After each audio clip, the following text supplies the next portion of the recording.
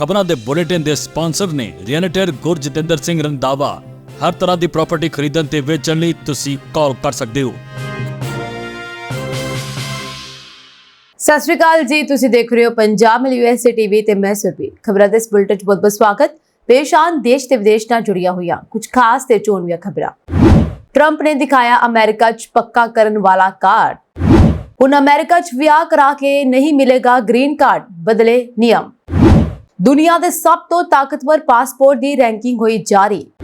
Canada ਦਾ Trump ਤੇ ਪਲਟਾਵਾਰ, ਅਮਰੀਕੀ auto ਆਯਾਤ ਤੇ ਲਗਾਇਆ 25% ਟੈਰਿਫ।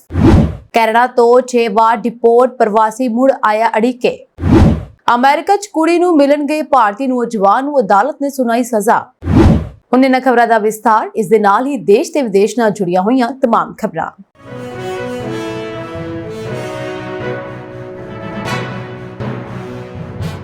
ਅਮਰੀਕਾ 'ਚ ਪੱਕੇ ਤੌਰ ਤੇ ਵਸਣ ਦੇ ਇੱਛਕ ਪ੍ਰਵਾਸੀਆਂ ਨੂੰ $50 ਲੱਖ ਦੇ ਈਵਜ਼ ਵਿੱਚ ਦਿੱਤੇ ਜਾਣ ਵਾਲੇ 골ਡ ਕਾਰਡ ਦੀ ਪਹਿਲੀ ਝਲਕ ਰਾਸ਼ਟਰਪਤੀ ਡੋਨਾਲਡ ਟਰੰਪ ਵੱਲੋਂ ਸਾਂਝੀ ਕੀਤੀ ਗਈ ਹੈ।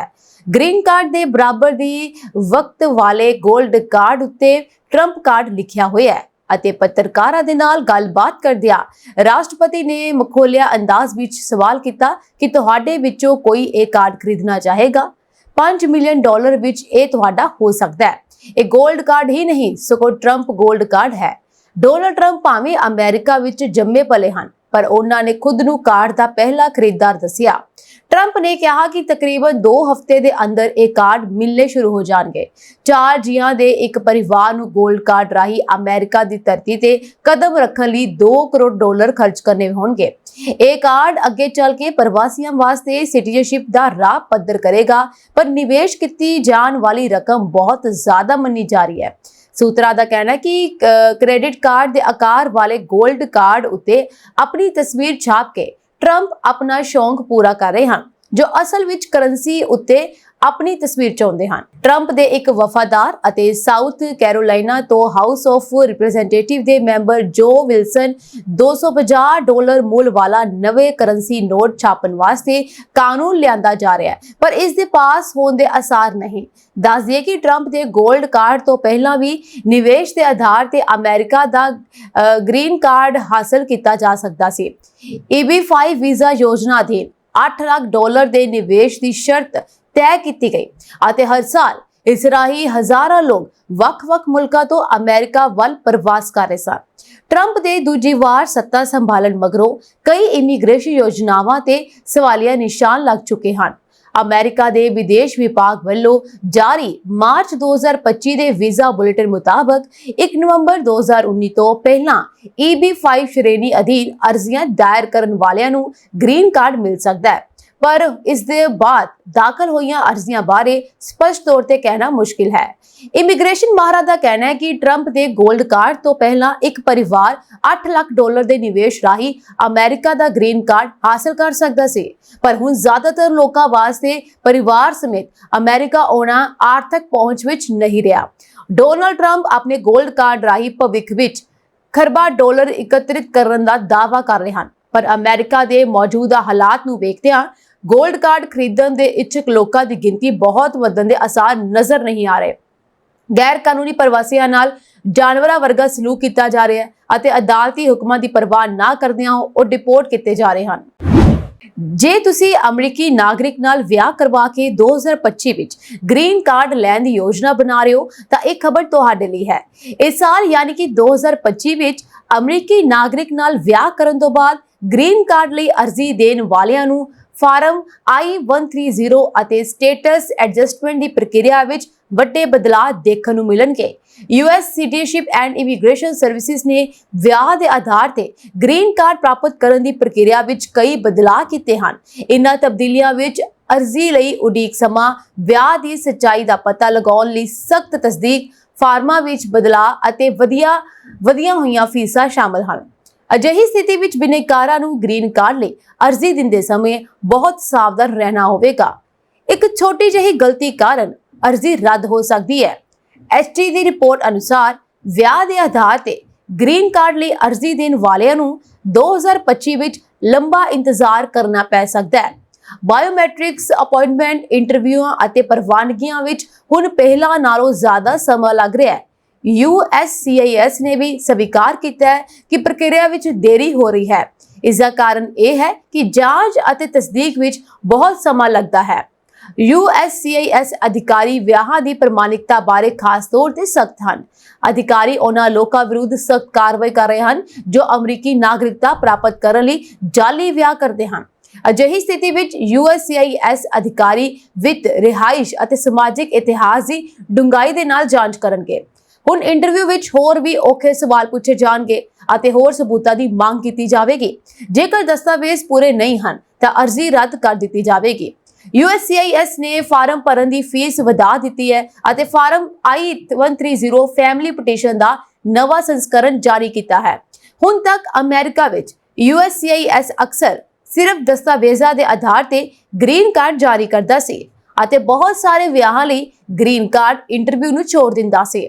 ਹੁਣ ਏਜੰਸੀ ਨੇ ਬਹੁਤ ਸਾਰੇ ਬਿਨੇਕਾਰਾਂ ਲਈ ਵਿਅਕਤੀਗਤ ਇੰਟਰਵਿਊ ਦੁਬਾਰਾ ਸ਼ੁਰੂ ਕਰ ਦਿੱਤੇ ਹਨ। USCIS ਵਿਆਹ ਨੂੰ ਸੱਚਾ ਮੰਨਣ ਲਈ ਕੁਝ ਗੱਲਾਂ ਤੇ ਵਿਚਾਰ ਕਰ ਰਿਹਾ ਹੈ। ਇਨ੍ਹਾਂ ਵਿੱਚ ਸਾਂਝੇ ਬੈਂਕ ਖਾਤੇ, ਸਾਂਝੀ ਮੌਰਗੇਜ ਜਾਂ ਲੀਜ਼, ਸਮੇਂ ਦੇ ਨਾਲ ਲਈਆਂ ਗਈਆਂ ਫੋਟੋਆਂ, ਕਾਲ ਲੌਗ, ਈਮੇਲ ਅਤੇ ਟੈਕਸਟ ਸੁਨੇਹੇ, ਦੋਸਤਾਂ ਤੇ ਪਰਿਵਾਰਕ ਮੈਂਬਰਾਂ ਦੇ ਹਲਫਨਾਮੇ ਸ਼ਾਮਲ ਹਨ। USCIS ਨੇ ਕਿਹਾ ਕਿ ਵਿਆਹ ਧੋਖਾਧੜੀ ਸਾਡੇ ਇਮੀਗ੍ਰੇਸ਼ਨ ਸਿਸਟਮ ਦੀ ਭਰੋਸੇਯੋਗਤਾ ਨੂੰ ਨੁਕਸਾਨ ਪਹੁੰਚਾਉਂਦੀ ਹੈ। ਸਿਰਫ ਇਮੀਗ੍ਰੇਸ਼ਨ ਲਾਭ ਪ੍ਰਾਪਤ ਕਰਨ ਲਈ ਵਿਆਹ ਕਰਨਾ ਇੱਕ ਅਪਰਾਧ ਹੈ ਅਤੇ ਇਸ ਦੇ ਨਤੀਜੇ ਵਜੋਂ ਦੇਸ਼ ਨਿਕਾਲਾ, ਗ੍ਰਿਫਤਾਰੀ ਅਤੇ ਭਾਰੀ ਜੁਰਮਾਨਾ ਹੋ ਸਕਦਾ ਹੈ। ਹਾਲ ਹੀ ਵਿੱਚ ਟੈਕਸ ਅਤੇ ਇਮੀਗ੍ਰੇਸ਼ਨ ਸਲਾਹਕਾਰ ਨੋਮੇਡ ਕੈਪੀਟਲਿਸਟ ਨੇ ਦੁਨੀਆ ਦੇ ਸਭ ਤੋਂ ਸ਼ਕਤੀਸ਼ਾਲੀ ਪਾਸਪੋਰਟਾਂ ਦੀ ਰੈਂਕਿੰਗ ਜਾਰੀ ਕੀਤੀ ਹੈ। ਇਸ ਰੈਂਕਿੰਗ ਵਿੱਚ ਆਇਰਲੈਂਡ ਦੇ ਪਾਸਪੋਰਟ ਨੂੰ ਪਹਿਲਾ ਸਥਾਨ ਮਿਲਿਆ। ਇਹ ਪਹਿਲੀ ਵਾਰ ਹੈ ਜਦੋਂ ਉੱਤਰੀ ਅਮਰੀਕੀ ਦੇਸ਼ ਆਇਰਲੈਂਡ ਦੇ ਪਾਸਪੋਰਟ ਨੂੰ ਨੋਮੇਡ ਕੈਪੀਟਲਿਸਟ ਦੀ ਰੈਂਕਿੰਗ ਵਿੱਚ ਨੰਬਰ 1 ਦਾ ਦਰਜਾ ਦਿੱਤਾ ਗਿਆ। ਇਸ ਦਰਜਾਬੰਦੀ ਵਿੱਚ ਦੁਨੀਆ ਦੇ 199 ਦੇਸ਼ਾਂ ਦੇ ਪਾਸਪੋਰਟਾਂ ਦਾ ਵਿਸ਼ਲੇਸ਼ਣ ਕੀਤਾ ਗਿਆ। ਇਸ ਵਿੱਚ ਭਾਰਤੀ ਪਾਸਪੋਰਟ ਵੀ ਸ਼ਾਮਲ ਹੈ, ਜਿਸ ਦੀ ਰੈਂਕਿੰਗ ਪਹਿਲਾਂ ਨਾਲੋਂ ਕਿਤੇ ਜ਼ਿਆਦਾ ਡਿੱਗ ਗਈ ਹੈ। ਇਸ ਦੇ ਨਾਲ ਹੀ ਪਾਕਿਸਤਾਨੀ ਪਾਸਪੋਰਟ ਹਮੇਸ਼ਾ ਵਾਂਗ ਦੁਨੀਆ ਦੇ ਸਭ ਤੋਂ ਕਮਜ਼ੋਰ ਪਾਸਪੋਰਟਾਂ ਦੀ ਸੂਚੀ ਵਿੱਚ ਸ਼ਾਮਲ ਰਿਹਾ। CNBC ਅਨੁਸਾਰ ਨੋਮੇਡ ਕੈਪੀਟਲਿਸਟ ਦਾ ਪਾਸਪੋਰਟਾਂ ਅਤੇ ਉਹਨਾਂ ਦੀਆਂ ਅੰਤਰਰਾਸ਼ਟਰੀ ਸ਼ਕਤੀਆਂ ਦਾ ਵਿਸ਼ਲੇਸ਼ਣ ਕਰਨ ਦਾ ਪੈਟਰਨ ਦੂਜੀਆਂ ਦਰਜਾਬੰਦੀਆਂ ਤੋਂ ਵੱਖਰਾ ਹੈ, ਜੋ ਸਿਰਫ ਉਹਨਾਂ ਦੀ ਵੀਜ਼ਾ ਮੁਕਤ ਯਾਤਰਾ ਸ਼ਕਤੀ ਨੂੰ ਮਹੱਤਵ ਦਿੰਦੇ ਹਨ। ਸੋ ਬਦਲਦੀ ਦੁਨੀਆ ਵਿੱਚ ਅੱਜ ਦੀ ਨੋਮੇਡ ਪਾਸਪੋਰਟ ਇੰਡੈਕਸ ਇਸ ਗੱਲ ਤੇ ਨਜ਼ਰ ਰੱਖਦਾ ਹੈ ਕਿ ਹਰੇਕ ਦੇਸ਼ ਦਾ ਪਾਸਪੋਰਟ ਸਾਲਾਨਾ ਆਧਾਰ ਤੇ ਕਿਵੇਂ ਵਿਕਸਿਤ ਹੁੰਦਾ ਹੈ, ਦੇਸ਼ਾਂ ਦਾ ਵਿਸ਼ਵ ਵਿਆਪੀ ਪ੍ਰਭਾਵ ਕਿਵੇਂ ਬਦਲ ਰਿਹਾ ਹੈ। ਨੋਮੇਡ ਨੇ 5 ਮੁੱਖ ਕਾਰਕਾਂ ਦੇ ਆਧਾਰ ਤੇ ਦੁਨੀਆ ਭਰ ਦੇ ਪਾਸਪੋਰਟਾਂ ਦੀ ਦਰਜਾਬੰਦੀ ਕੀਤੀ ਹੈ। ਸੋ ਉਹ ਇਸ ਤਰੀਕੇ ਨਾਲ ਕਰਦਾ ਵੀ ਹੈ, ਜਿਵੇਂ ਵੀਜ਼ਾ ਮੁਕਤ ਯਾਤਰਾ 50%, ਟੈਕਸੇਸ਼ਨ 20%, ਗਲੋਬਲ ਧਾਰਨਾ 10%, ਦੋਹਰੀ ਨਾਗਰਿਕਤਾ 10% ਅਤੇ ਨਿੱਜੀ ਆਜ਼ਾਦੀ 10% ਹੈ। ਸੋ ਇਸ ਤੋਂ ਇਲਾਵਾ 199 ਦੇਸ਼ਾਂ ਦਾ ਮੁਲਾਂਕਣ ਕਰਦੇ ਹੋਏ ਨੋਮੇਡ ਕੈਪੀਟਲਿਸਟ ਪਾਸਪੋਰਟ ਇੰਡੈਕਸ 2025 ਨੇ ਆਇਰਲੈਂਡ ਨੂੰ 109 ਦੇ ਨੋਮੇਡ ਪਾਸਪੋਰਟ ਸਕੋਰ ਨਾਲ ਸਿਖਰ ਤੇ ਰੱਖਿਆ ਹੈ। ਪਿਛਲੇ ਸਾਲ ਇਹ ਸਵਿਟਜ਼ਰਲੈਂਡ ਤੋਂ ਲੀਡ ਗਵਾ ਬੈਠਾ ਸੀ। ਹਾਲਾਂਕਿ ਇਸ ਸਾਲ ਦੀ ਜਿੱਤ ਤੋਂ ਇਲਾਵਾ ਆਇਰਲੈਂਡ ਨੇ 2020 ਵਿੱਚ ਲਕਸਮਬਰਗ ਅਤੇ ਸਵੀਡਨ ਨਾਲ ਨੰਬਰ 1 ਰੈਂਕਿੰਗ ਸਾਂਝੀ ਕੀਤੀ।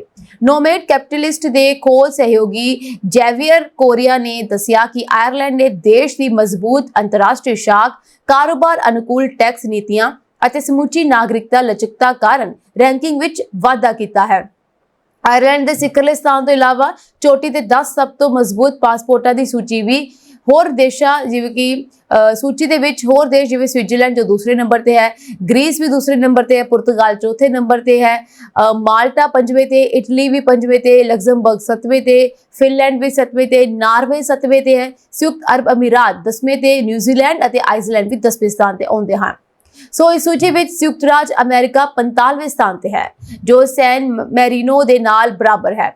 ਇਸ ਦੌਰਾਨ ਪਾਕਿਸਤਾਨ, ਇਰਾਕ, ਐਰੀਟਰੀਆ, ਯਮਨ ਅਤੇ ਅਫਗਾਨਿਸਤਾਨ ਸਭ ਤੋਂ ਕਮਜ਼ੋਰ ਪਾਸਪੋਰਟਾਂ ਦੇ ਰੂਪ ਵਿੱਚ ਸੂਚੀ ਦੇ ਸਭ ਤੋਂ ਹੇਠਾਂ ਹਨ, ਜੋ 195 ਤੋਂ 199 ਦੇ ਸਥਾਨ ਤੇ ਹਨ। ਸੋ ਭਾਰਤ 148ਵੇਂ ਸਥਾਨ ਤੇ ਹੈ, ਜੋ ਕਿ ਇਸਨੇ ਕੋਮੋਰੋਸ ਨਾਲ ਸਾਂਝਾ ਕੀਤਾ ਹੈ। ਭਾਰਤ ਨੂੰ ਕੁੱਲ 47.5 ਅੰਕ ਟੈਕਸ ਵਿੱਚ 20, ਧਾਰਨਾ 20, ਦੋਹਰੀ ਨਾਗਰਿਕਤਾ 20, ਆਜ਼ਾਦੀ 20 ਮਿਲੇ ਹਨ। ਪਿਛਲੇ ਸਾਲ ਦੇ ਸੂਚਕਾਂਕ ਵਿੱਚ ਭਾਰਤ ਮੋਜ਼ਾਂਬਿਕ ਨਾਲ 147ਵੇਂ ਸਥਾਨ ਤੇ ਸੀ। ਇਸ ਸਾਲ ਦੇ ਸ਼ੁਰੂ ਵਿੱਚ ਭਾਰਤ ਹੈਲਨੇ ਪਾਸਪੋਰਟ ਇੰਡੈਕਸ ਵਿੱਚ 80ਵੇਂ ਸਥਾਨ ਤੋਂ ਡਿੱਗ ਕੇ 50ਵੇਂ ਸਥਾਨ ਤੇ ਆ ਗਿਆ, ਜੋ ਕਿ ਦੁਨੀਆ ਦੇ ਸਭ ਤੋਂ ਸ਼ਕਤੀਸ਼ਾਲੀ ਪਾਸਪੋਰਟਾਂ ਦੀ ਸੂਚੀ ਹੈ।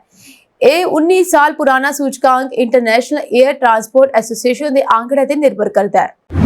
ਅਮਰੀਕਾ ਦੇ ਰਾਸ਼ਟਰਪਤੀ ਡੋਨਾਲਡ ਟਰੰਪ ਨੇ ਦੁਨੀਆ ਦੇ ਕਈ ਦੇਸ਼ਾਂ ਤੇ ਭਾਰੀ ਟੈਰਿਫ ਲਗਾਉਣ ਦਾ ਐਲਾਨ ਕੀਤਾ। ਇਸ ਸੂਚੀ ਵਿੱਚ ਭਾਰਤ, ਕੈਨੇਡਾ ਸਮੇਤ ਕਈ ਦੇਸ਼ ਸ਼ਾਮਲ ਹਨ। ਹੁਣ ਕੈਨੇਡਾ ਨੇ ਅਮਰੀਕਾ ਤੇ ਪਲਟਾਵਾਰ ਕਰਦੇ ਹੋਏ ਜਵਾਬੀ ਰਣਨੀਤੀ ਅਪਣਾਈ ਹੈ। ਕੈਨੇਡਾ ਨੇ ਅਮਰੀਕਾ ਤੋਂ ਦਰਾਮਦ ਹੋਣ ਵਾਲੇ ਕੁਝ ਵਾਹਨਾਂ ਤੇ 25% ਟੈਰਿਫ ਲਗਾਉਣ ਦਾ ਐਲਾਨ ਕੀਤਾ ਹੈ।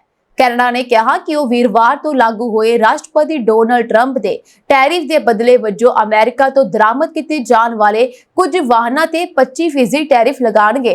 ਪ੍ਰਧਾਨ ਮੰਤਰੀ ਮਾਰਕ ਕਾਰਨੀ ਨੇ ਫੌਰੀ ਤੌਰ ਤੇ ਇਸ ਬਾਰੇ ਵੇਰਵੇ ਨਹੀਂ ਦਿੱਤੇ ਕਿ ਕੈਨੇਡਾ ਦੀ ਜਵਾਬੀ ਕਾਰਵਾਈ ਨਾਲ ਕਿੰਨੇ ਵਾਹਨ ਪ੍ਰਭਾਵਿਤ ਹੋ ਸਕਦੇ ਹਨ, ਪਰ ਉਹਨਾਂ ਦੇ ਜਵਾਬ ਨੂੰ ਕੇਂਦਰਿਤ ਅਤੇ ਸੰਤੁਲਿਤ ਦੱਸਿਆ।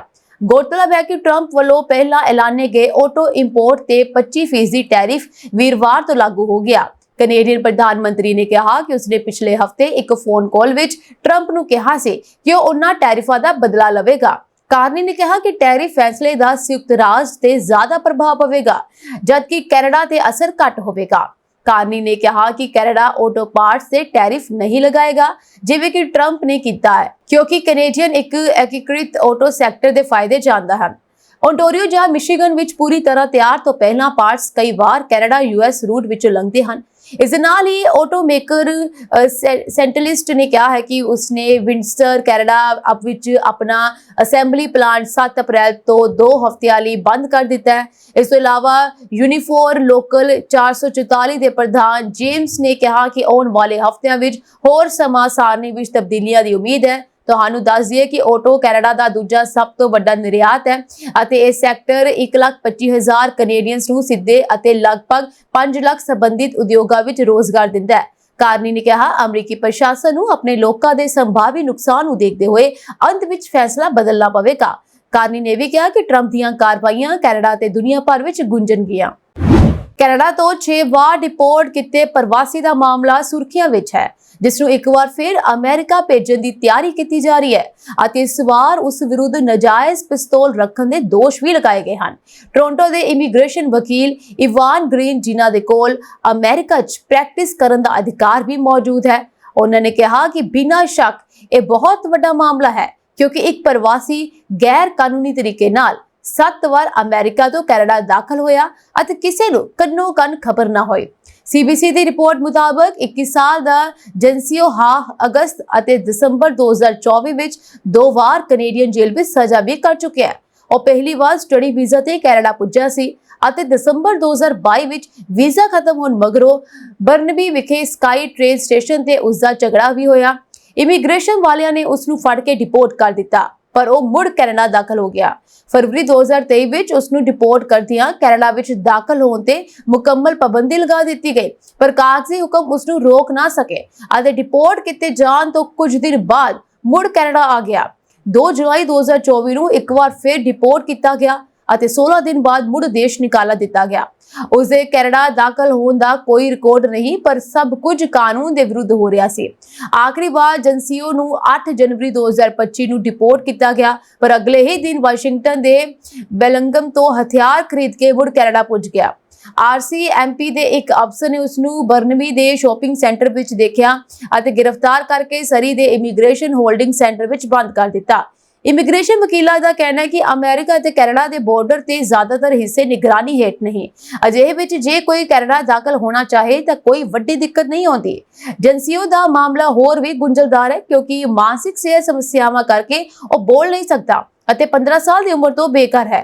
ਪਿਛਲੇ 6 ਸਾਲ ਦਾ ਸਮਾਂ ਉਸਨੇ ਨਿਊਯਾਰਕ ਅਤੇ BC ਦੀਆਂ ਗਲੀਆਂ ਵਿੱਚ ਲੰਘਾਇਆ। ਜੈਂਸੀਓ ਦੇ ਵਕੀਲ ਰੋਏ ਕਿਮ ਨੇ ਜ਼ਿਆਦਾ ਜਾਣਕਾਰੀ ਦੇਣ ਤੋਂ ਇਨਕਾਰ ਕਰਦਿਆਂ ਸਿਰਫ ਇੰਨਾ ਕਿਹਾ ਕਿ ਉਸਦੇ ਮੁਵੱਕਲ ਵੱਲੋਂ ਫਿਲਹਾਲ ਕੋਈ ਅਰਜ਼ੀ ਦਾਇਰ ਨਹੀਂ ਕੀਤੀ ਗਈ। ਉਧਰ ontario ਵਿੱਚ ਅਮਰੀਕਾ ਨਾਲ ਲੱਗਦੇ ਰੇਲਵੇ ਪੁਲ ਤੋਂ ਇੱਕ ਗੈਰ ਕਾਨੂੰਨੀ ਪ੍ਰਵਾਸੀ ਨੂੰ ਕਾਬੂ ਕੀਤਾ ਗਿਆ ਜੋ ਕੈਨੇਡਾ ਵਿੱਚ ਦਾਖਲ ਹੋਣ ਦਾ ਯਤਨ ਕਰ ਰਿਹਾ ਸੀ। RCMP ਨੇ ਦੱਸਿਆ ਕਿ ਕਿਊਬਾ ਦੇ ਨਾਗਰਿਕ ਨੂੰ ਗ੍ਰਿਫਤਾਰ ਕਰਦਿਆਂ immigration and refugee protection act ਅਧੀਨ ਦੋਸ਼ ਆਇਦ ਕੀਤੇ ਗਏ, ਪਰ ਬਗੈਰ ਦੇਰ ਕੀਤਿਆਂ ਕੁਝ ਘੰਟੇ ਬਾਅਦ ਮੁੜ ਅਮਰੀਕਾ ਭੇਜ ਦਿੱਤਾ ਗਿਆ। ਫਿਲਹਾਲ ਅਮਰੀਕਾ ਦੇ ਬਾਰਡਰ ਏਜੰਟਾਂ ਵੱਲੋਂ ਇਸ ਬਾਰੇ ਕੋਈ ਟਿੱਪਣੀ ਸਾਹਮਣੇ ਨਹੀਂ ਆਈ ਹੈ।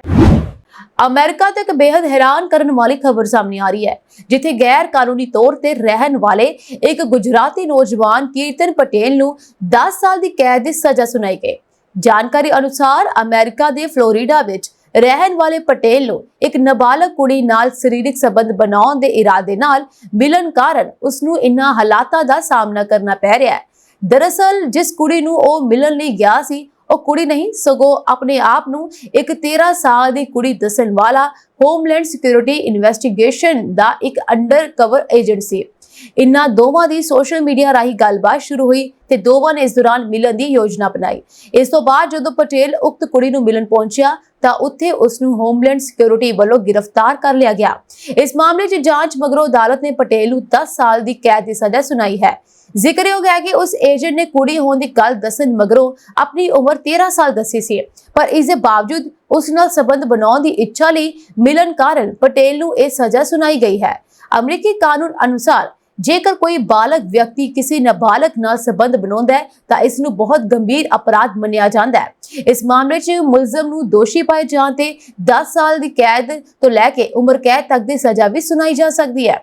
ਅਮਰੀਕਾ 'ਚ ਹੋਮਲੈਂਡ ਸਿਕਿਉਰਿਟੀ ਤੇ ਫੈਡਰਲ ਏਜੰਟ ਇਸੇ ਤਰ੍ਹਾਂ ਸੋਸ਼ਲ ਮੀਡੀਆ ਤੇ ਅਜਿਹੀ ਮਾਨਸਿਕਤਾ ਵਾਲੇ ਲੋਕਾਂ ਦੀ ਭਾਲ ਕਰਦੇ ਰਹਿੰਦੇ ਹਨ ਤੇ ਉਹਨਾਂ ਨੂੰ ਸਜ਼ਾ ਦਿਵਾਉਂਦੇ ਹਨ ਤਾਂ ਜੋ ਇਸ ਤਰ੍ਹਾਂ ਦੇ ਅਪਰਾਧਾਂ ਤੇ ਅਪਰਾਧੀਆਂ ਤੇ ਕਾਬੂ ਪਾਇਆ ਜਾ ਸਕੇ। ਵਾਈਟ ਹਾਊਸ ਦੇ ਇੱਕ ਦਸਤਾਵੇਜ਼ ਦੇ ਅਨੁਸਾਰ ਸੰਯੁਕਤ ਰਾਜ ਨੇ ਭਾਰਤ ਤੇ ਲਗਾਏ ਜਾਣ ਵਾਲੇ ਦਰਾਮਦਗੀ ਡਿਊਟੀ ਨੂੰ 27% ਤੋਂ ਘਟਾ ਕੇ 26% ਕਰ ਦਿੱਤਾ ਹੈ। ਇਹ ਟੈਕਸ 9 ਅਪ੍ਰੈਲ ਤੋਂ ਸ਼ੁਰੂ ਹੋਣੇ ਹਨ। ਉਧਰ ਹੀ ਬੁੱਧਵਾਰ ਨੂੰ ਵੱਖ-ਵੱਖ ਦੇਸ਼ਾਂ ਵਿਰੁੱਧ ਜਵਾਬੀ ਟੈਕਸ ਦਾ ਐਲਾਨ ਕਰਦੇ ਹੋਏ ਟਰੰਪ ਨੇ ਇੱਕ ਚਾਰਟ ਚੁੱਕਿਆ ਜਿਸ ਵਿੱਚ ਭਾਰਤ, ਚੀਨ, ਯੂਕੇ ਅਤੇ ਯੂਰੋਪੀਅਨ ਯੂਨੀਅਨ ਵਰਗੇ ਦੇਸ਼ਾਂ ਨੂੰ ਹੁਣ ਭੁਗਤਾਨ ਕਰਨ ਵਾਲੇ ਟੈਕਸ ਦਿਖਾਏ ਗਏ ਹਨ। ਚਾਰਟ ਨੇ ਸੰਕੇਤ ਦਿੱਤਾ ਕਿ ਭਾਰਤ ਨੇ ਮੁਦਰਾ ਹੇਰਾਫੇਰੀ ਅਤੇ ਵਪਾਰ ਰੁਕਾਵਟਾਂ ਸਮੇਤ 52% ਟੈਕਸ ਲਗਾਏ ਸਨ ਅਤੇ ਅਮਰੀਕਾ ਹੁਣ ਭਾਰਤ ਤੇ 26% ਦੀ ਛੋਟ ਵਾਲਾ ਜਵਾਬੀ ਟੈਕਸ ਵਸੂਲੇਗਾ। ਪਹਿਲਾ ਵਾਈਟ ਹਾਊਸ ਦੇ ਦਸਤਾਵੇਜ਼ਾਂ ਵਿੱਚ ਭਾਰਤ ਤੇ 27% ਡਿਊਟੀ ਦਿਖਾਈ ਗਈ ਸੀ। ਹਾਲਾਂਕਿ ਨਵੀਨਤਮ ਅਪਡੇਟ ਦੇ ਅਨੁਸਾਰ ਇਸ ਨੂੰ ਘਟਾ ਕੇ 26% ਕਰ ਦਿੱਤਾ ਗਿਆ। ਉਦਯੋਗ ਮਾਹਰਾਂ ਨੇ ਕਿਹਾ ਹੈ ਕਿ 1% ਦਾ ਬਹੁਤਾ ਪ੍ਰਭਾਵ ਨਹੀਂ ਪਵੇਗਾ। ਅਮਰੀਕੀ ਰਾਸ਼ਟਰਪਤੀ ਡੋਨਾਲਡ ਟਰੰਪ ਵੱਲੋਂ ਦੁਨੀਆ ਭਰ ਦੇ ਦੇਸ਼ਾਂ ਤੇ ਲਗਾਏ ਗਏ ਟੈਰਿਫ ਦਾ ਸਿੱਧਾ ਪ੍ਰਭਾਵ ਵਾਲ ਸਟਰੀਟ ਤੇ ਦੇਖਿਆ ਗਿਆ, ਜਿੱਥੇ ਵੀਰਵਾਰ ਨੂੰ ਭਾਰੀ ਵਿਕਰੀ ਦੇਖੀ ਗਈ। ਟਰੰਪ ਦੇ ਇਸ ਫੈਸਲੇ ਕਾਰਨ ਹੁਣ ਵਪਾਰ ਯੁੱਧ ਤੇ ਆਰਥਿਕ ਮੰਦੀ ਦਾ ਖਤਰਾ ਮੰਡਰਾ ਰਿਹਾ ਹੈ। ਇਸ ਦਾ ਸਭ ਤੋਂ ਬੁਰਾ ਪ੍ਰਭਾਵ ਖੁਦ ਅਮਰੀਕੀ ਸਟਾਕ ਬਾਜ਼ਾਰਾਂ ਤੇ ਪਿਆ। ਕੋਵਿਡ-19 ਤੋਂ ਬਾਅਦ ਇਹ ਪਹਿਲੀ ਵਾਰ ਹੈ ਜਦੋਂ ਵਿਸ਼ਵ ਵਿੱਤੀ ਬਾਜ਼ਾਰ ਵਿੱਚ ਚਿੰਤਾਵਾਂ ਦੇ ਵਿਚਕਾਰ ਅਮਰੀਕੀ ਸਟਾਕ ਮਾਰਕੀਟ ਇਸ ਸਥਿਤੀ ਵਿੱਚ ਡਿੱਗੀਆਂ ਹਨ। ਇੱਕ ਪਾਸੇ S&P 500 ਸੂਚਕਾਂਕ ਲਗਭਗ 4.8% ਡਿੱਗਿਆ, ਜੋ ਕਿ ਜੂਨ 2020 ਤੋਂ ਬਾਅਦ ਇੱਕ ਦਿਨ ਵਿੱਚ ਸਭ ਤੋਂ ਵੱਡੀ ਗਿਰਾਵਟ ਹੈ। ਇਸ ਗਿਰਾਵਟ ਕਾਰਨ ਬਾਜ਼ਾਰ ਨੂੰ ਲਗਭਗ $2.4 ਟ੍ਰਿਲੀਅਨ ਯਾਨੀ ਕਿ 200 ਲੱਖ ਕਰੋੜ ਦਾ ਨੁਕਸਾਨ ਹੋਇਆ। ਇਸ ਤੋਂ ਇਲਾਵਾ ਡਾਓ ਜੋਨਸ ਇੰਡਸਟਰੀਅਲ ਔਸਤ ਅਤੇ ਨੈਸਡੈਕ ਕੰਪੋਜ਼ਿਟ ਵਿੱਚ ਵੀ ਉਹੀ ਗਿਰਾਵਟ ਦੇਖੀ ਗਈ ਜੋ 2020 ਵਿੱਚ ਕਰੋਨਾ ਮਹਾਮਾਰੀ ਦੌਰਾਨ ਦੇਖੀ ਗਈ ਸੀ। ਸੋ ਡਾਓ ਜੋਨਸ ਇੰਡਸਟਰੀਅਲ ਔਸਤ 4% ਡਿੱਗ ਕੇ 1679 ਅੰਕਾਂ ਤੇ ਆ ਗਿਆ ਅਤੇ ਨੈਸਡੈਕ ਕੰਪੋਜ਼ਿਟ 6% ਡਿੱਗ ਗਿਆ। ਟੈਰਿਫਾਂ ਤੋਂ ਬਾਅਦ ਕਮਜ਼ੋਰ ਆਰਥਿਕ ਵਿਕਾਸ ਤੇ ਮੁਦਰਾਸਫੀਤੀ ਦੇ ਡਰ ਕਾਰਨ ਵਾਲ ਸਟਰੀਟ ਡਗਮਗਾ ਰਹੀ ਹੈ। ਵੱਡੀਆਂ ਤਕਨੀਕੀ ਕੰਪਨੀਆਂ ਤੋਂ ਲੈ ਕੇ ਕੱਚੇ ਤੇਲ ਤੇ ਅਮਰੀਕੀ ਡਾਲਰ ਦੇ ਮੁਕਾਬਲੇ ਹੋਰ ਮੁਦਰਾਵਾਂ ਤੱਕ ਹਰ ਚੀਜ਼ ਵਿੱਚ ਗਿਰਾਵਟ ਜਾਰੀ ਰਹੀ। ਹਾਲਾਂਕਿ ਐਸੋਸੀਏਟਿਡ ਪ੍ਰੈਸ ਦੇ ਅਨੁਸਾਰ ਸੋਨੇ ਦੀ ਕੀਮਤ ਵਧੀ ਤੇ ਨਿਵੇਸ਼ਕਾਂ ਨੇ ਇਸ ਵਿੱਚ ਨਿਵੇਸ਼ ਕਰਨਾ ਸਭ ਤੋਂ ਵਧੀਆ ਸਮਝਿਆ। ਹਾਲਾਂਕਿ ਇਹ ਯਕੀਨੀ ਸੀ ਕਿ ਗਲੋਬਲ ਨਿਵੇਸ਼ਕ ਟਰੰਪ ਦੇ ਪਰਸਪਰ ਟੈਰਿਫ ਦੇ ਐਲਾਨ ਤੋਂ ਪੂਰੀ ਤਰ੍ਹਾਂ ਜਾਣੂ ਸਨ। ਇਸ ਲਈ ਇਸ ਦਾ ਸਪਸ਼ਟ ਤੌਰ ਤੇ S&P 500 ਸੂਚਕਾਂਕ ਦੀ ਸਿਹਤ ਤੇ ਪ੍ਰਭਾਵ ਪਿਆ ਅਤੇ ਇਸ ਵਿੱਚ 10% ਦੀ ਰਿਕਾਰਡ ਗਿਰਾਵਟ ਦਰਜ ਕੀਤੀ ਗਈ। ਕੈਨੇਡਾ ਦੇ ਵਿੱਚ ਭਾਰਤੀ ਦੂਤਾਵਾਸ ਨੇ ਸਵੇਰੇ ਕਿਹਾ ਕਿ ਓਟਾਵਾ ਨੇੜੇ ਕੈਨੇਡਾ ਤੇ ਰੋਕਲੈਂਡ ਖੇਤਰ ਵਿੱਚ ਇੱਕ ਭਾਰਤੀ ਨਾਗਰਿਕ ਦੀ ਚਾਕੂ ਮਾਰ ਕੇ ਹੱਤਿਆ ਕਰ ਦਿੱਤੀ ਗਈ। ਇਸ ਮਾਮਲੇ ਵਿੱਚ ਇੱਕ ਸ਼ੱਕੀ ਨੂੰ ਹਿਰਾਸਤ ਵਿੱਚ ਲਿਆ ਗਿਆ ਹੈ। ਦੂਤਾਵਾਸ ਨੇ ਦੱਸਿਆ ਕਿ ਉਹ ਪੀੜਿਤ ਪਰਿਵਾਰ ਨੂੰ ਹਰ ਸੰਭਵ ਸਹਾਇਤਾ ਪ੍ਰਦਾਨ ਕਰ ਰਹੇ ਹਨ। ਕੈਨੇਡਾ ਦੇ ਵਿੱਚ ਭਾਰਤੀ ਦੂਤਾਵਾਸ ਨੇ ਐਕਸ ਤੇ ਇੱਕ ਪੋਸਟ ਵਿੱਚ ਲਿਖਿਆ, ਅਸੀਂ ਓਟਾਵਾ ਨੇੜੇ ਰੋਕਲੈਂਡ ਵਿੱਚ ਇੱਕ ਭਾਰਤੀ ਨਾਗਰਿਕ ਦੀ ਚਾਕੂ ਮਾਰ ਕੇ ਹੋਈ ਮੌਤ ਤੇ ਦੁੱਖ ਪ੍ਰਗਟ ਕਰਦੇ ਹਾਂ। ਪੁਲਿਸ ਨੇ ਕਿਹਾ ਕਿ ਇੱਕ ਸ਼ੱਕੀ ਨੂੰ ਹਿਰਾਸਤ ਵਿੱਚ ਲੈ ਲਿਆ ਗਿਆ ਹੈ। ਅਸੀਂ ਸੋਗ ਵਿੱਚ ਮਾਰੇ ਗਏ ਵਿਅਕਤੀ ਦੇ ਪਰਿਵਾਰਕ ਮੈਂਬਰਾਂ ਨੂੰ ਹਰ ਸੰਭਵ ਸਹਾਇਤਾ ਪ੍ਰਦਾਨ ਕਰਨ ਲਈ ਇੱਕ ਸਥਾਨਕ ਕਮਿਊਨਿਟੀ ਐਸੋਸੀਏਸ਼ਨ ਰਾਹੀਂ ਨੇੜਲੇ ਸੰਪਰਕ ਵਿੱਚ ਹਾਂ। ਮੋਹਰੀ ਟੈਕਨੋਲੋਜੀ ਨੂੰ ਅਪਣਾਉਣ ਦੀ ਤਿਆਰੀ ਦੇ ਮਾਮਲੇ 'ਚ ਭਾਰਤ ਦੁਨੀਆ ਭਰ ਦੇ 170 ਦੇਸ਼ਾਂ ਦੇ 36ਵੇਂ ਸਥਾਨ ਤੇ ਹੈ। ਸੰਯੁਕਤ ਰਾਸ਼ਟਰ ਨੇ ਇਸ ਸੰਬੰਧ 'ਚ ਇੱਕ ਰਿਪੋਰਟ ਜਾਰੀ ਕੀਤੀ ਹੈ। ਵਿਸ਼ਵ ਸੰਸਥਾ ਦੀ ਰਿਪੋਰਟ ਅਨੁਸਾਰ ਪਿਛਲੇ ਸਾਲਾਂ ਦੇ ਮੁਕਾਬਲੇ ਭਾਰਤ ਦੀ ਦਰਜਾਬੰਦੀ ਵਿੱਚ ਸੁਧਾਰ ਹੋਇਆ ਹੈ। ਸੰਯੁਕਤ ਰਾਸ਼ਟਰ ਵਪਾਰ ਅਤੇ ਵਿਕਾਸ ਕਾਨਫਰੰਸ ਦੁਆਰਾ ਜਾਰੀ ਕੀਤੀ ਗਈ ਟੈਕਨੋਲੋਜੀ ਅਤੇ ਨਵੀਨਤਾ ਰਿਪੋਰਟ 2025 ਵਿੱਚ ਕਿਹਾ ਗਿਆ ਹੈ ਕਿ ਭਾਰਤ 2024 ਵਿੱਚ ਰੈਡੀਨੈਂਸ ਫॉर ਲੀਡਿੰਗ ਟੈਕਨੋਲੋਜੀ ਸੂਚਕਾਂਕ 'ਚ 36ਵੇਂ ਸਥਾਨ ਤੇ ਹੈ, ਜੋ ਕਿ 2022 'ਚ ਇਸ ਦੇ ਪ੍ਰਦਰਸ਼ਨ ਨਾਲੋਂ ਬਿਹਤਰ ਹੈ। 2022 'ਚ ਭਾਰਤ ਇਸ ਸੂਚਕਾਂਕ 'ਚ 48ਵੇਂ ਸਥਾਨ ਤੇ ਸੀ। ਇਸ ਦਰਜਾਬੰਦੀ ਵਿੱਚ ਉਹ ਦੇਸ਼ ਸ਼ਾਮਲ ਹਨ ਜੋ ਨਵੀਆਂ ਅਤੇ ਮਹੱਤਵਪੂਰਨ ਟੈਕਨੋਲੋਜੀਜ਼ ਨੂੰ ਅਪਣਾਉਣ ਦੀ ਤਿਆਰੀ ਦਿਖਾਉਂਦੇ ਹਨ। ਇਹ ਸੂਚਕਾਂਕ ICT ਯਾਨੀ ਸੂਚਨਾ ਅਤੇ ਸੰਚਾਰ ਟੈਕਨੋਲੋਜੀ ਦੀ ਤੈਨਾਤੀ, ਹੁਨਰ, ਖੋਜ ਅਤੇ ਵਿਕਾਸ ਯਾਨੀ ਕਿ R&D ਗਤੀਵਿਧੀ, ਉਦਯੋਗਿਕ ਸਮਰੱਥਾ ਅਤੇ ਵਿੱਤ ਤੱਕ ਪਹੁੰਚ ਦੇ ਸੂਚਕਾਂ ਦਾ ਸ਼ਾਮਲ ਕੀਤਾ ਗਿਆ ਹੈ। ਭਾਰਤ ICT ਲਈ 99, ਹੁਨਰਾਂ ਲਈ 113ਵੇਂ, ਖੋਜ ਅਤੇ ਵਿਕਾਸ ਲਈ 3ਜੇ, ਉਦਯੋਗਿਕ ਸਮਰੱਥਾ ਲਈ 10ਵੇਂ ਅਤੇ ਵਿੱਤ ਲਈ 70ਵੇਂ ਸਥਾਨ ਤੇ ਹੈ। ਰਿਪੋਰਟ ਵਿੱਚ ਕਿਹਾ ਗਿਆ ਹੈ ਕਿ ਭੂਟਾਨ, ਭਾਰਤ, ਮੋਰੋਕੋ, ਮੋਲਡੋਵਾ, ਗਣਰਾਜ ਅਤੇ ਤਿਮੋਰ ਲੈਸਟੇ ਨੇ ਮਨੁੱਖੀ ਸਰੋਤਾਂ ਦੇ ਮਾਮਲੇ 'ਚ ਆਪਣੀ ਦਰਜਾਬੰਦੀ ਵਿੱਚ ਸੁਧਾਰ ਕੀਤਾ ਹੈ। ਰਿਪੋਰਟ ਵਿੱਚ ਕਿਹਾ ਗਿਆ ਹੈ ਕਿ ਬ੍ਰਾਜ਼ੀਲ, ਚੀਨ, ਭਾਰਤ ਅਤੇ ਫਿਲੀਪੀਨਜ਼ ਵਿਕਾਸਸ਼ੀਲ ਦੇਸ਼ ਹਨ ਜੋ ਟੈਕਨੋਲੋਜੀ ਦੀ ਤਿਆਰੀ 'ਚ ਬਿਹਤਰ ਪ੍ਰਦਰਸ਼ਨ ਕਰ ਰਹੇ ਹਨ। ਗਰਮੀਆਂ ਦੀ ਆਮਦ ਤੇ ਦਿਨ ਦੀ ਰੋਸ਼ਨੀ ਦੀ ਬਿਹਤਰ ਵਰਤੋਂ ਲਈ ਦੁਨੀਆ ਦੇ ਜ਼ਿਆਦਾਤਰ ਦੇਸ਼ਾਂ 'ਚ ਚਲਾਈ ਜਾ ਰਹੀ ਡੇ ਲਾਈਟ ਸੇਵਿੰਗ ਸਕੀਮ ਤਹਿਤ ਯੂਨਾਈਟਿਡ ਕਿੰਗਡਮ ਸਮੇਤ ਯੂਰੋਪੀਅਨ ਯੂਨੀਅਨ ਦੇ ਜ਼ਿਆਦਾਤਰ ਦੇਸ਼ਾਂ ਦਾ ਸਮਾਂ 1 ਘੰਟਾ ਅੱਗੇ ਕਰ ਦਿੱਤਾ ਗਿਆ। ਇਸ ਕਾਰਨ UK ਸਮੇਤ ਇਨ੍ਹਾਂ ਦੇਸ਼ਾਂ ਦਾ ਸਮਾਂ, ਜੋ ਕਿ ਭਾਰਤ ਤੋਂ 5.5 ਘੰਟੇ ਪਿੱਛੇ ਸੀ, ਹੁਣ 1 ਘੰਟਾ ਘਟ ਕੇ 4.5 ਘੰਟੇ ਰਹਿ ਗਿਆ ਹੈ। ਇਨ੍ਹਾਂ ਦੇਸ਼ਾਂ 'ਚ United Kingdom, Denmark, Finland, France, Germany, Italy, Norway, Hungary, Greece, Poland, ਪੁਰਤਗਾਲ, Spain, Netherland, Bulgaria, Belgium, Luxembourg, Sweden, Ukraine, Switzerland ਅਤੇ ਵੈਟੀਕਨ ਸਿਟੀ ਸਮੇਤ ਕਈ ਹੋਰ ਦੇਸ਼ ਵੀ ਸ਼ਾਮਲ ਹਨ। ਚੀਨ ਨੇ ਅਮਰੀਕਾ ਨੂੰ ਟੈਰਿਫ ਐਲਾਨ ਤੋਂ ਬਾਅਦ ਇੱਕ ਨਵਾਂ ਝਟਕਾ ਦਿੱਤਾ ਹੈ। ਚੀਨ ਨੇ ਐਲਾਨ ਕੀਤਾ ਕਿ ਉਹ ਟਿਕਟੌਕ ਸੌਦੇ ਨੂੰ ਮਨਜ਼ੂਰੀ ਨਹੀਂ ਦੇਵੇਗਾ। ਇਸ ਸੌਦੇ ਤਹਿਤ ਟਿਕਟੌਕ ਚਲਾਉਣ ਵਾਲੀ ਕੰਪਨੀ ਬਾਈਟਡਾਂਸ ਨੂੰ ਆਪਣੇ ਜ਼ਿਆਦਾਤਰ ਅਮਰੀਕੀ ਕਾਰਜਾਂ ਨੂੰ ਅਮਰੀਕੀ ਕੰਪਨੀਆਂ ਨੂੰ ਵੇਚਣਾ ਪਵੇਗਾ। ਅਮਰੀਕੀ ਕਾਨੂੰਨ ਅਨੁਸਾਰ ਸਿਰਫ 20% ਦੀ ਹਿੱਸੇਦਾਰੀ ਚੀਨੀ ਕੰਪਨੀ ਅਧੀਨ ਹੋਵੇਗੀ, ਪਰ ਖਾਸ ਗੱਲ ਇਹ ਹੈ ਕਿ ਇਸ ਸੌਦੇ ਲਈ ਚੀਨੀ ਸਰਕਾਰ ਤੋਂ ਮਨਜ਼ੂਰੀ ਲੈਣੀ ਜ਼ਰੂਰੀ ਹੈ।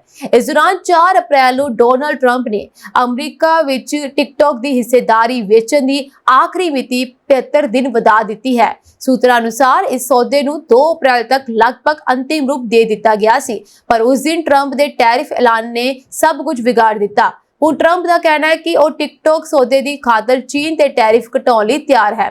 ਸੂਤਰਾਂ ਅਨੁਸਾਰ ਟਿਕਟੌਕ ਦੀ ਅਮਰੀਕੀ ਸੰਚਾਲਨ ਨੂੰ ਇੱਕ ਨਵੀਂ ਅਮਰੀਕੀ ਕੰਪਨੀ ਨੂੰ ਵੇਚਣਾ ਪਵੇਗਾ। ਇਸ ਦੀ 80% ਦੀ ਮਲਕੀਅਤ ਤੇ ਸੰਚਾਲਕ ਅਮਰੀਕੀ ਨਿਵੇਸ਼ਕਾਂ ਕੋਲ ਹੋਵੇਗੀ। ਬਾਈਟਡਾਂਸ ਦੀ ਹਿੱਸੇਦਾਰੀ 20% ਤੋਂ ਘੱਟ ਹੋਵੇਗੀ। ਜਾਣਕਾਰੀ ਅਨੁਸਾਰ ਇਸ ਸੌਦੇ ਨੂੰ ਮੌਜੂਦਾ ਨਿਵੇਸ਼ਕਾਂ, ਨਵੇਂ ਨਿਵੇਸ਼ਕਾਂ, ਬਾਈਟਡਾਂਸ ਦੇ ਅਮਰੀਕੀ ਸਰਕਾਰ ਨੇ ਮਨਜ਼ੂਰੀ ਦੇ ਦਿੱਤੀ ਹੈ, ਪਰ ਹੁਣ ਗੇਂਦ ਚੀਨੀ ਸਰਕਾਰ ਦੀ ਕੋਰਟ ਵਿੱਚ ਹੈ। ਬਾਈਟਡਾਂਸ ਨੇ ਕਿਹਾ ਕਿ ਕੋਈ ਵੀ ਸਮਝੌਤਾ ਚੀਨੀ ਕਾਨੂੰਨ ਅਨੁਸਾਰ ਸੰਬੰਧਿਤ ਸਮੀਖਿਆ ਪ੍ਰਕਿਰਿਆਵਾਂ ਅਧੀਨ ਹੁੰਦਾ ਹੈ। ਇਸ ਸੌਦੇ ਬਾਰੇ ਅਜੇ ਵੀ ਮਤਭੇਦ ਹਨ। ਵਾਸ਼ਿੰਗਟਨ ਵਿੱਚ ਚੀਨੀ ਦੂਤਾਵਾਸ ਨੇ ਕਿਹਾ ਕਿ ਚੀਨ ਨੇ ਕਈ ਮੌਕਿਆਂ ਤੇ ਟਿਕਟੌਕ ਤੇ ਆਪਣੀ ਸਥਿਤੀ ਸਪਸ਼ਟ ਕੀਤੀ ਹੈ। ਚੀਨ ਨੇ ਹਮੇਸ਼ਾ ਉਦਮਾਂ ਦੇ ਜਾਇਜ਼ ਅਧਿਕਾਰਾਂ ਤੇ ਹਿੱਤਾਂ ਦਾ ਸਤਿਕਾਰ ਤੇ ਰੱਖਿਆ ਕੀਤੀ ਹੈ। ਅਸੀਂ ਉਹਨਾਂ ਅਭਿਆਸਾਂ ਦਾ ਵਿਰੋਧ ਕੀਤਾ ਹੈ ਜੋ ਬਾਜ਼ਾਰ ਅਰਥਵਿਵਸਥਾ ਦੇ ਬੁਨਿਆਦੀ ਸਿਧਾਂਤਾਂ ਦੀ ਉਲੰਘਣਾ ਕਰਦੇ ਹਨ। ਇਸ ਤੋਂ ਇਲਾਵਾ WeChat ਤੇ ਬਾਈਟਡਾਂਸ ਸਟੇਟਮੈਂਟ ਵੀ ਜਾਰੀ ਹੋਈ ਹੈ। ਅਸੀਂ ਅਜੇ ਵੀ, ਉਹਨਾਂ ਨੇ ਕਿਹਾ ਕਿ ਅਮਰੀਕੀ ਸਰਕਾਰ ਨਾਲ ਗੱਲਬਾਤ ਕਰ ਰਹੇ ਹਾਂ ਤੇ ਅਜੇ ਤੱਕ ਕੋਈ ਸਮਝੌਤਾ ਨਹੀਂ ਹੋਇਆ। ਦੋਵਾਂ ਧਿਰਾਂ ਵਿਚਕਾਰ ਕਈ ਮੁੱਖ ਮੁੱਦਿਆਂ ਤੇ ਮਤਭੇਦ ਹਨ। ਡੋਨਾਲਡ ਟਰੰਪ ਨੇ ਸੋਸ਼ਲ ਮੀਡੀਆ ਤੇ ਲਿਖਿਆ ਕਿ ਇਸ ਸੌਦੇ ਤੇ ਹੋਰ ਕੰਮ ਕਰਨ ਦੀ ਲੋੜ ਹੈ। ਸਾਨੂੰ ਉਮੀਦ ਹੈ ਕਿ ਅਸੀਂ ਚੀਨ ਨਾਲ ਨੇਕ ਨੀਤੀ ਨਾਲ ਕੰਮ ਕਰਦੇ ਰਹਾਂਗੇ। ਮੇਰਾ ਮੰਨਣਾ ਹੈ ਕਿ ਚੀਨ ਸਾਡੇ ਪਰਸਪਰ ਟੈਰਿਫਾਂ ਤੋਂ ਬਹੁਤ ਖੁਸ਼ ਨਹੀਂ ਹੈ। ਤੁਹਾਨੂੰ ਦੱਸ ਦਈਏ ਕਿ ਟਰੰਪ ਨੇ ਪਹਿਲਾਂ ਚੀਨ ਤੇ 20% ਟੈਰਿਫ ਲਗਾਉਣ ਦਾ ਐਲਾਨ ਕੀਤਾ ਸੀ ਤੇ ਫਿਰ 2 ਅਪ੍ਰੈਲ ਨੂੰ 34% ਟੈਰਿਫ ਲਗਾਇਆ ਸੀ। ਸੋ ਕੁੱਲ ਮਿਲਾ ਕੇ ਅਮਰੀਕਾ ਹੁਣ ਤੱਕ ਚੀਨ ਤੇ 54% ਟੈਰਿਫ ਲਗਾ ਚੁੱਕਿਆ ਹੈ। ਜਵਾਬ ਵਿੱਚ ਚੀਨ ਨੇ ਵੀ ਅਮਰੀਕਾ ਤੇ ਟੈਰਿਫ ਲਗਾਉਣ ਦਾ ਐਲਾਨ ਕੀਤਾ ਹੈ। ਟਰੰਪ ਨੇ ਅੱਗੇ ਕਿਹਾ ਕਿ ਸਾਡਾ ਪ੍ਰਸ਼ਾਸਨ ਟਿਕਟੌਕ ਲਈ ਇੱਕ ਸੰਭਾਵਿਤ ਸੌਦੇ ਬਾਰੇ 4 ਵੱਖ-ਵੱਖ ਸਮੂਹਾਂ ਦੇ ਸੰਪਰਕ ਵਿੱਚ ਹੈ। ਅਸੀਂ ਚੀਨ ਨਾਲ ਸਮਝੌਤੇ ਨੂੰ ਅੰਤਿਮ ਰੂਪ ਦੇਣ ਦੀ ਉਮੀਦ ਕਰਦੇ ਹਾਂ ਤੇ ਮੈਂ ਨਹੀਂ ਚਾਹੁੰਦਾ ਕਿ ਟਿਕਟੌਕ ਹਨੇਰੇ ਵਿੱਚ ਜਾਵੇ। ਪਿਛਲੇ ਸਾਲ ਅਮਰੀਕੀ ਕਾਂਗਰਸ ਨੇ ਟਿਕਟੌਕ ਵਿਰੁੱਧ ਇੱਕ ਕਾਨੂੰਨ ਪਾਸ ਕੀਤਾ ਸੀ। ਇਸ ਐਪ ਤੇ ਅਮਰੀਕਾ ਵਿੱਚ ਜਾਸੂਸੀ ਕਰਨ ਦਾ ਦੋਸ਼ ਹੈ। ਟਿਕਟੌਕ ਨੂੰ 19 ਜਨਵਰੀ ਤੱਕ ਆਪਣਾ ਕੰਮ ਬੰਦ ਕਰਨਾ ਸੀ, ਪਰ ਟਰੰਪ ਨੇ ਟਿਕਟੌਕ ਨੂੰ ਰਾਹਤ ਦਿੱਤੀ ਤੇ ਇਸ ਤੇ ਪਾਬੰਦੀ ਹਟਾ ਦਿੱਤੀ। ਹੁਣ ਟਰੰਪ ਨੇ ਸਮਾਂ ਸੀਮਾ ਹੋਰ 75 ਦਿਨ ਵਧਾ ਦਿੱਤੀ ਹੈ। ਚੀਨ ਨੇ ਅਮਰੀਕਾ ਵੱਲੋਂ ਚੀਨੀ ਉਤਪਾਦਾਂ ਅਤੇ ਵਾਧੂ ਟੈਰਿਫ ਲਗਾਉਣ ਦੇ ਜਵਾਬ ਵਜੋਂ 10 ਅਪ੍ਰੈਲ ਤੋਂ ਅਮਰੀਕੀ ਸਮਾਨਾਂ ਤੇ 34% ਵਾਧੂ ਟੈਰਿਫ ਲਗਾਉਣ ਦਾ ਐਲਾਨ ਕੀਤਾ। ਇਸ ਦੇ ਨਾਲ ਹੀ ਚੀਨ ਨੇ ਵਿਸ਼ਵ ਵਪਾਰ ਸੰਗਠਨ ਯਾਨੀ ਕਿ WTO ਵਿੱਚ ਅਮਰੀਕਾ ਦੇ ਖਿਲਾਫ ਵਿਵਾਦ ਨਿਪਟਾਰੇ ਲਈ ਕੇਸ ਵੀ ਦਾਇਰ ਕਰ ਦਿੱਤਾ। ਚੀਨ ਦੇ ਵਣਜ ਮੰਤਰਾਲੇ ਦੇ ਅਨੁਸਾਰ ਇਹ ਟੈਰਿਫ ਅਮਰੀਕਾ ਦੀ ਇਕਪਾਸੜ ਅਤੇ ਵਪਾਰ ਨਿਯਮਾਂ ਦੀ ਉਲੰਘਣਾ ਕਰਨ ਵਾਲੀ ਨੀਤੀ ਦਾ ਜਵਾਬ ਹੈ। ਮੰਤਰਾਲੇ ਨੇ ਇਹ ਵੀ ਕਿਹਾ ਕਿ 7 ਦੁਰਲੱਭ ਧਰਤੀ ਤੱਤਾਂ ਜਿਵੇਂ ਕਿ ਗੈਡੋਲੀਨੀਅਮ ਅਤੇ ਯਟਰੀਅਮ ਯਾਨੀ ਕਿ ਖਪਤਕਾਰ ਇਲੈਕਟ੍ਰੋਨਿਕ ਉਪਕਰਨਾਂ ਲਈ ਲਾਜ਼ਮੀ ਜੋ ਹੈ ਉਹਨਾਂ ਤੇ ਨਿਰਯਾਤ ਨਿਯੰਤਰਿਤ ਲਗਾਏ ਗਏ ਹਨ। ਚੀਨ ਨੇ 11 ਅਮਰੀਕੀ ਰੱਖਿਆ ਕੰਪਨੀਆਂ ਨੂੰ ਅਵਿਸ਼ਵਾਸਯੋਗ ਇਕਾਈ ਸੂਚੀ ਵਿੱਚ ਰੱਖਣ ਦਾ ਐਲਾਨ ਕੀਤਾ ਅਤੇ 16 ਹੋਰ ਫਰਮਾਂ ਤੇ ਵੀ ਨਿਰਯਾਤ ਪਾਬੰਦੀਆਂ ਦੀ ਤਿਆਰੀ ਕਰ ਲਈ ਹੈ। ਅਮਰੀਕਾ ਦੇ ਪੂਰਨ ਰਾਸ਼ਟਰਪਤੀ ਡੋਨਾਲਡ ਟਰੰਪ ਵੱਲੋਂ ਚੀਨ, ਭਾਰਤ ਅਤੇ ਹੋਰ ਦੇਸ਼ਾਂ ਤੇ ਵਪਾਰਕ ਟੈਰਿਫ ਵਧਾਉਣ ਦੀ ਨੀਤੀ ਦੇ ਕਾਰਨ ਦੋਵਾਂ ਦੇਸ਼ਾਂ ਵਿਚਕਾਰ ਤਣਾਅ ਇੱਕ ਨਵੇਂ ਪੱਧਰ ਤੇ ਪਹੁੰਚ ਗਿਆ। 2024 ਵਿੱਚ ਚੀਨ ਨੇ ਅਮਰੀਕਾ ਤੇ ਲਗਭਗ $164 ਬਿਲੀਅਨ ਮੁੱਲ ਦੇ ਉਤਪਾਦਾਂ ਦੀ ਦਰਾਮਦ ਕੀਤੀ ਸੀ, ਜੋ ਕਿ ਪਿਛਲੇ 4 ਸਾਲਾਂ ਵਿੱਚ ਸਭ ਤੋਂ ਘੱਟ ਸੀ। ਇਹ ਸਾਂਝੀ ਦੇਸ਼ ਤੇ ਵਿਦੇਸ਼ ਨਾਲ ਜੁੜੀਆਂ ਹੋਈਆਂ ਕੁਝ ਖਾਸ ਤੇ ਚੋਣਵੀਆਂ ਖਬਰਾਂ ਹੋਰ ਅਪਡੇਟਸ ਨਾਲ ਜੁੜੇ ਰਹਿਣ ਦੇ ਲਈ ਤੁਸੀਂ ਬਨੇ ਰਹੋ ਜੀ ਪੰਜਾਬ ਮਿਲੀ USA ਟੀਵੀ ਦੇ ਨਾਲ। ਤੁਹਾਡੇ ਸਭ ਦਾ ਬਹੁਤ ਬਹੁਤ ਧੰਨਵਾਦ।